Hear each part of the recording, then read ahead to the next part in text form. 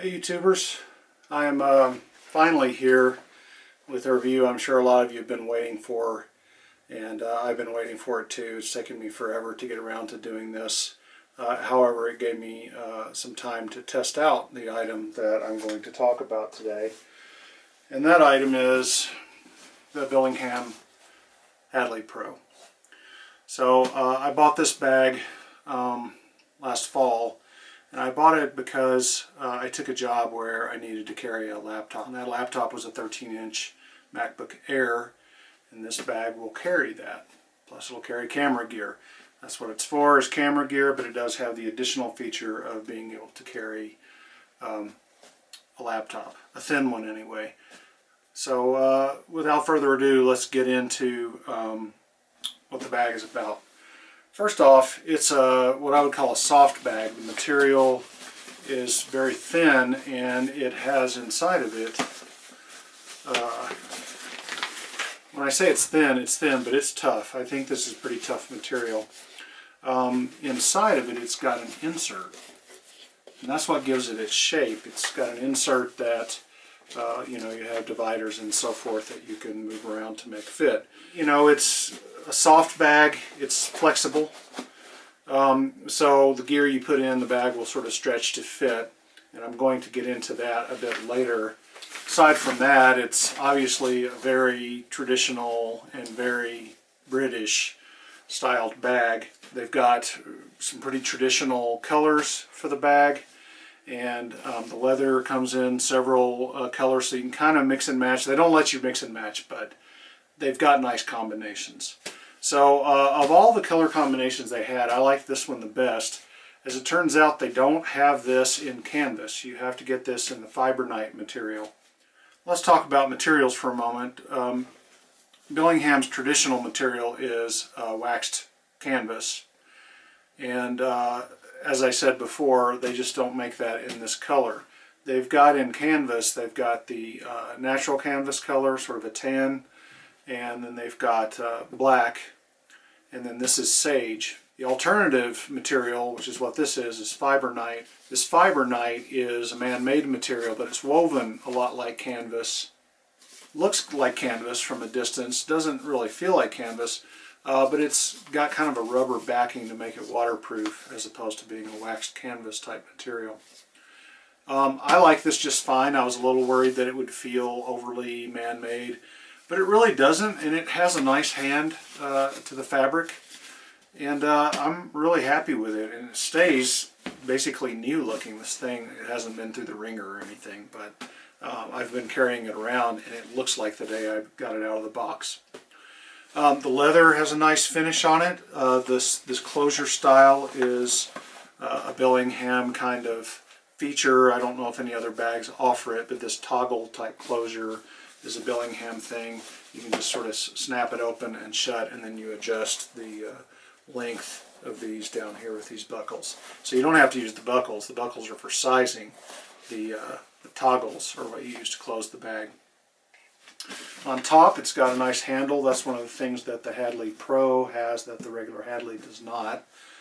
So that's a nice feature. The thing is, you really need to have the bag held shut in order to use the handle.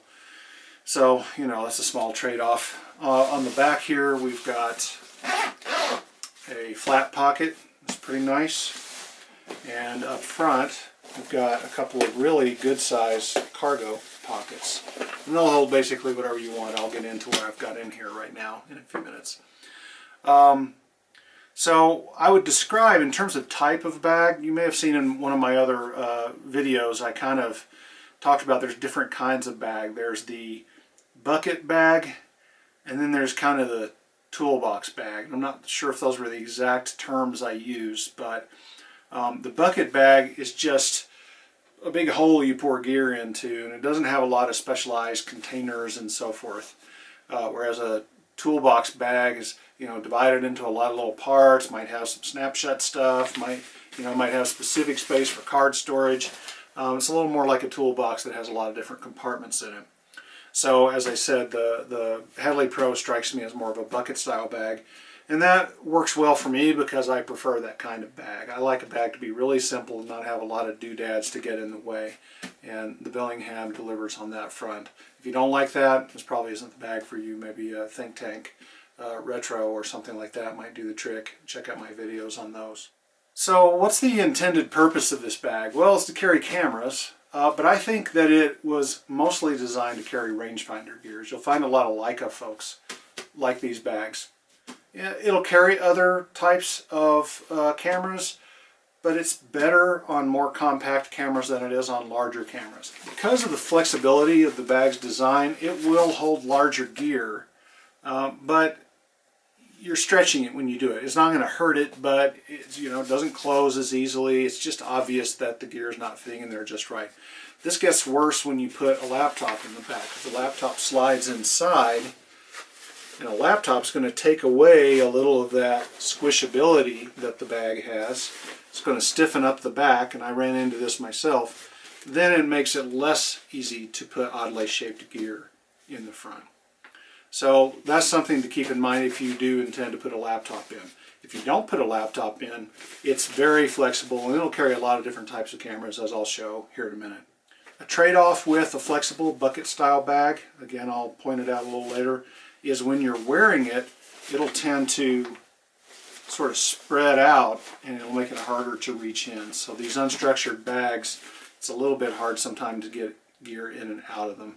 But I think that's pretty much true with most style bag, unless you get some old blocky square kind of reinforced leather or reinforced nylon or whatever. So that's a trade-off with this style of bag. Let me talk a bit about what this bag is probably best suited for, and that's holding rangefinders. I'm going to take out the gear that's in here, but then I'm going to demonstrate other types of gear. What's in here right now fits easily, very easily.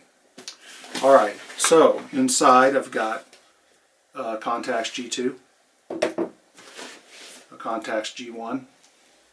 One of them has a 28, one has a 35 on it. A Contax 90 for these cameras. And another, I think this is a 45. I'm not going to look at the lenses, but I've got the three sort of normal / wide angle lenses and the one mild telephoto that Contax provides for their line. And that's it for this part, but then in these pockets, and the pockets are pretty good about holding stuff. They don't have any little sort of organizers in them or anything like that. They're just big, wide open pockets. And over here I've got, I don't think I would ever carry this stuff, but I've got two Contax flashes. More stuff would have fit. So these pockets are plenty big, and they also have a snap here. I don't know if you can see this. You can snap this and it sort of takes away a little bit of the room of the pocket. If you need to, you can expand it by popping the snap out.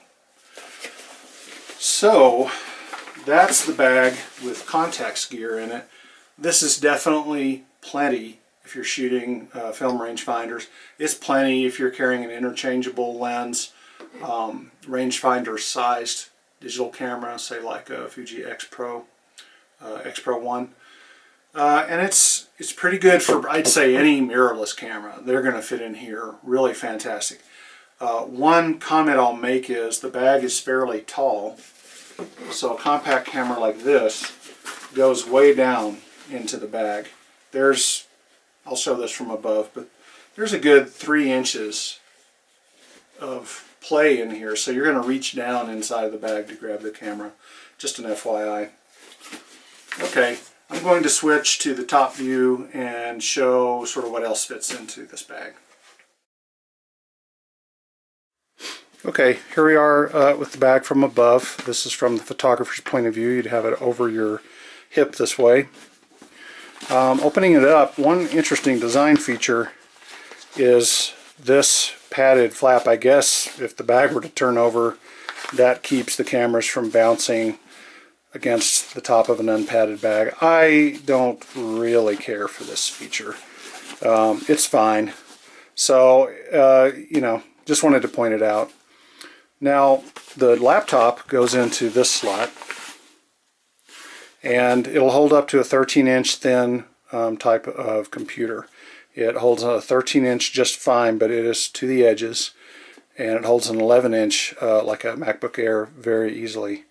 So that's where your laptop would go. If I'm out shooting with this bag, I do what I'm showing here. I flip the flap back over itself, and so this is against my body. And then I tuck this down. And again, I'm a bucket guy. I like a bucket of gear so that I can just reach in and put it back. Reach in, grab a lens, switch it up, put the other one back. If you want something more secure, then don't do what I'm showing here. You could leave this flap in place, or you could leave this flap in place. So here you can see what I was pointing out. The contacts, they fit in there pretty deeply. They're down in there. And the other thing that I was mentioning is you see how this shape is sort of triangular here. When you have the bag on, you're going to kind of stretch it and pull this until it's going to tighten up a bit here. So you're going to have a little bit more trouble grabbing gear in and out of the sides than in the middle. It's not a big deal. It just goes with the territory of this style of bag. The way it's shaped on the edges is going to lead to that. And the bigger the thing you put in the front, the less room it takes away from the sides. So just kind of keep that in mind. You can see that even though these are small cameras, they fit in here with a little room to spare, but not a lot. This is not a really big bag. Let me show you the bottom compartment. You can see that that is not very wide down at the bottom. It's pooching out because the bag's flexibility allows that to happen. So that's a good thing, but let me mention again, if you put a laptop in here and you stiffen this up, you're not going to be able to expand up here as much because the bag will lose some of its flexibility. So that's a trade-off. Then here's the pockets. As you can see, they're plenty roomy. I could put a lot more film in here. I could put other gear in here, filters, whatever. So plenty of room for a rangefinder style kit. And that's probably the sweet spot for this bag, even though it is a touch tall, as I've mentioned. Okay, I've loaded up a different camera kit now. This is a Hasselblad setup. In the middle I have a 500 cm, and that's a 60mm f3.5.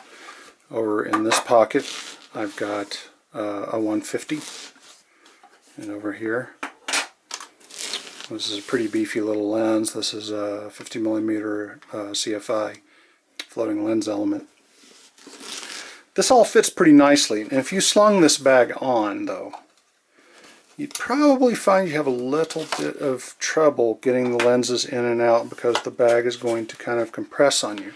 So this bag will be a little bit tougher to get lenses in and out of when you are shooting on the fly. Probably the Retro 7 is a little bit better choice. And actually I use the Retro 7 for my Hasselblads. I don't use the Billingham. But I thought I would show it as an example that you could put a Hasselblad kit in here easily. Alright, here's another kit loaded up. This time it's the Leica R8, and with a 50 mounted. It really, unless you have a 28 or a 50 on, or maybe a 35, you're going to find that it's not going to fit that well, at least the way I have this guy set up. I've got the motor drive on it. Without the motor drive on, you have a little bit more flexibility in how the camera fits. Over here I've tucked in a little Leica flash, just to show that something can fit in there. You could put a lens or two in there, but it's a little bit tight the way I have it set up right now. Over here I've got a couple of lenses stacked up. I've got a 24, which is a pretty good size lens. This is 24 2.8. And under it, I wanted to demonstrate this. The Billingham comes with a couple of configurable flaps, and I like this because you can make a good hinge and kind of make a separator. So in there I've got a 90 Summicron. This is a pretty good size lens too. So I do use this for shooting the R8. I think this is a pretty good setup for it. And it works very nicely. I don't often shoot with the motor on, but it would work if I needed it to. Okay, here's a little bit more of a torture test. And this is a little bit unrealistic, I guess I would say. I got my A900 in here, and the A900 is a pretty tall camera. It stands pretty tall. It's also pretty thick. With a battery pack on it, you know, a vertical grip type thing, it would be absolutely huge. But I've sort of tilted the odds against the Billingham by putting this giant 85mm f1.4 on here. This will fit. It's at the edges of comfort, I would say. It fits pretty nicely facing down, but in my opinion it's a little hard to get out when you've done that. You'll notice that's because it's a little deeper. I actually like my F10 for the setup I have right here. I mean my Domkey F10. So you can see that I've moved the pad over here almost completely over. You could put a pen in there. I mean, I don't know. You could put a lot of stuff in here, but you're not going to put a lens in there. Over here I've got a 28 1.8. I could stack another lens in here, or I could put the beer can in here, like this. That fits really nicely. So, you know, I would say that this bag's a little less fit for a Sony Alpha setup or a larger DSLR setup, and I just kind of want to demonstrate that. The R8 fits better because the R8 has those smooth dimensions and it's kind of blocky, whereas the Sony sticks out in a lot of different places. Again, this is a little artificial because I put the giant lens on. It fits really well with just the 28 on, and you can put the 85 on the side, but I just wanted to show how it, you know, it will contain a camera like this, but you're pushing the limits. And if you have a laptop in the bag, you're really pushing the limits. Okay? Alright everybody, thanks for watching. Please comment if you have questions and I'll try to answer them. Tell your friends about the channel and subscribe and all that good stuff. Thanks for watching, and I'll catch you later.